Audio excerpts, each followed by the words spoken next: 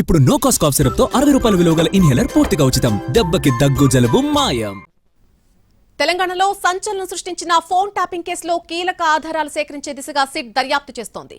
Tapping కోసం ఎలాంటి సాంకేతిక పరికరాలు, కిట్స్ ఉపయోగించారు, ట్యాపింగ్ కు ఎవరు ఆదేశాలిచ్చారు, పబ్లిక్ డేటా ట్యాపింగ్ ఎలా చేశారన్న దానిపై ఫోకస్ పెట్టింది సిట్. ఫోన్ ట్యాపింగ్ కేసులో ప్రభాకర్ రావును 3వ రోజు కస్టడీలోకి తీసుకుని ప్రశ్నిస్తున్నారు సిట్ అధికారులు. నిన్న 2వ రోజు కస్టడీలో భాగంగా 7 గంటల పాటు ప్రభాకర్ రావును విచారించారు. 26 హార్డ్ డిస్క్లు ధ్వంసం చేస్తున్నట్టుగా తెలుస్తోంది. అందులో 7 కొత్త హార్డ్ డిస్క్ రీప్లేస్లపై కూడా ఇవాళ మరోసారి ప్రశ్నిస్తున్నారు అధికారులు. 5 ఐక్లౌడ్, మరొక 5 జీమెయిల్ ఖాతాలపై ప్రభాకర్ రావును ప్రశ్నించారు. ఆయన వినియోగించినటువంటి ఐక్లౌడ్, జీమెయిల్ ఖాతాలే కేంద్రంగా సిట్ విచారణ చేస్తోంది.